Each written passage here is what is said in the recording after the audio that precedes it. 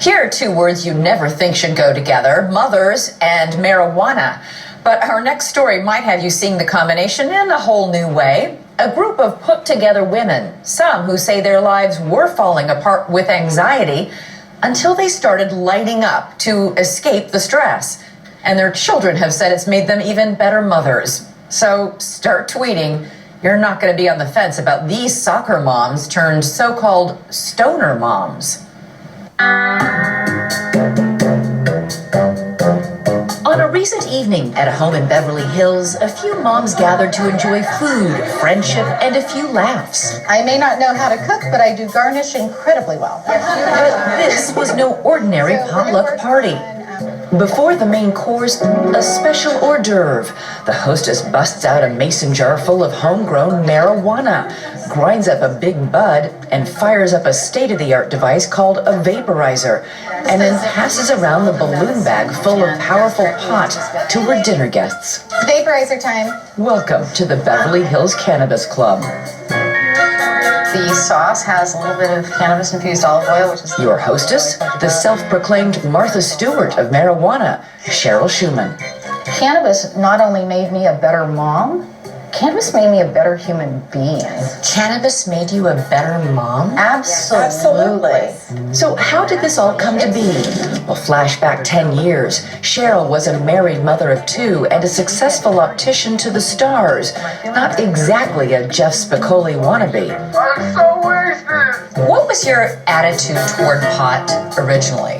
I was one of those goody two-shoes girls. I thought they were all losers and stoners. But when her marriage fell apart, she says her entire life slipped out of focus.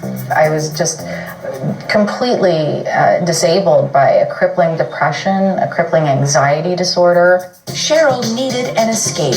She tried prescription drugs, but popping Prozac to get up and Xanax to come down every day felt more like a prison than a panacea. I went from being a very active mom to pretty much being bedridden. So one day I was at my therapist's office and I told him, I said, please help me get my life back. And one day he said, lady, it was kind of like, I'm tired of hearing about this. And he said, you need to smoke a joint. Are you serious? I'm dead serious. And I looked at him. You need to smoke a joint? In utter disbelief, Cheryl says she watched as her own shrink rolled her a joint. I felt kind of stupid because I was 36 years old, never smoked a joint. So I wasn't even sure how to do it, you know? So I took a hit off of it. And literally for the first time in probably 8-9 months, I was smiling and happy. And I was like, this is really great. But critics might say, yes, you are high. I was definitely medicated, but I will tell you that I felt better having 2 puffs of cannabis at that time than I had ever had any kind of results with pharmaceuticals. Cheryl's daughter, Amy, agrees. I felt like my mom was checked out on prescription pills. It was like living with a zombie. But when she would smoke, she was smiling. She was connecting with us. It felt like we had our mom back. So you didn't feel like you had your mom back, an impaired mom, or? No. Now, Cheryl has recruited fellow marijuana moms like Simi, Diane, and Catherine to come out of the closet and help her in her cannabis crusade. This is a lifestyle choice. It's my body, my choice, how I choose to medicate. But you guys aren't arguing that it's healthy. I mean, it's not good for you. Absolutely. If it was discovered today, it would be a superfood. Before medical marijuana, they say they felt trapped in a fog of stress and anxiety. Simi Dillon says just one joint helped her escape a world of pain and pills. Her husband, a police officer, was stunned, but not for the reason you might think. He's like, oh my God, my wife is back. I was a completely different human being for 7 years. Looking back now, I should not have been driving, should not have been caring for my child. Now, I'm completely connected to him. Weed-smoking women have come a long way, baby, from the reefer madness to dope-dealing housewives. Now medical marijuana is legal in 18 states, but parenting in pot?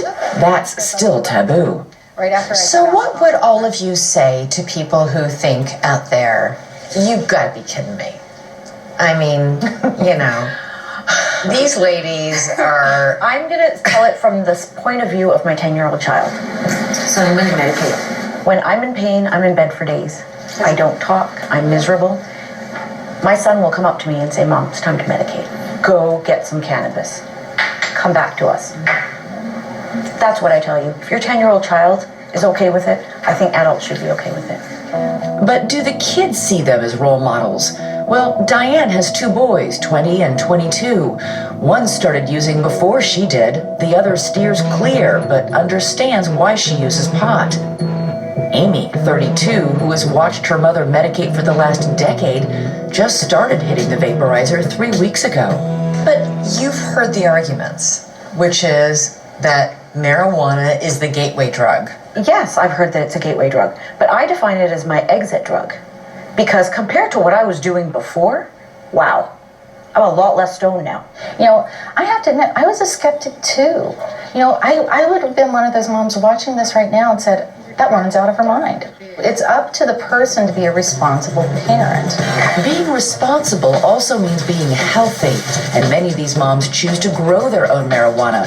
This is Cheryl at her pot farm, where she harvests her THC with TLC, right next to the tomatoes and the zucchini. You'll notice these moms use the phrase medicate, not get stoned. They claim they don't get so baked that they can't care for their children, drive safely, work a demanding job, or function during, say, a network news interview. Have any of you guys done any pot today? Right before I sat down. Coming over here, I was really tense, really nervous. And so literally just one inhale. Just one inhale? Just one inhale. That was Absolutely. But I mean, as soon as she medicates, instant results. Calm, cool, collected, smiling. We did witness a small case of the giggles later that evening at Cheryl's home. At that potluck party where Chef David Chanel's prepared a gourmet meal with the help of that special ingredient. But if this party were a bake sale, Cheryl would be in big trouble. Marijuana is still an illegal narcotic in the eyes of the federal government. Are you ever afraid, given the fact that you grow it, and it's legal in California but illegal federally? Every single time I do an interview, I get nervous because I wonder, is this going to be the day that the federal government is going to make an example out of me and throw me in jail? It's scary. Super scary when she considers recent headlines. Prosecutors say this mother of 3 is no different than a Colombian drug lord. What do you hope to change about the way America looks at this plant? I remember thinking, you know, why are you going to go on national television and let everyone know that you smoke pot? And then it's like, you know what? It's because it's the right thing to do. I want to be able to do something that, you know, makes a difference in people's lives.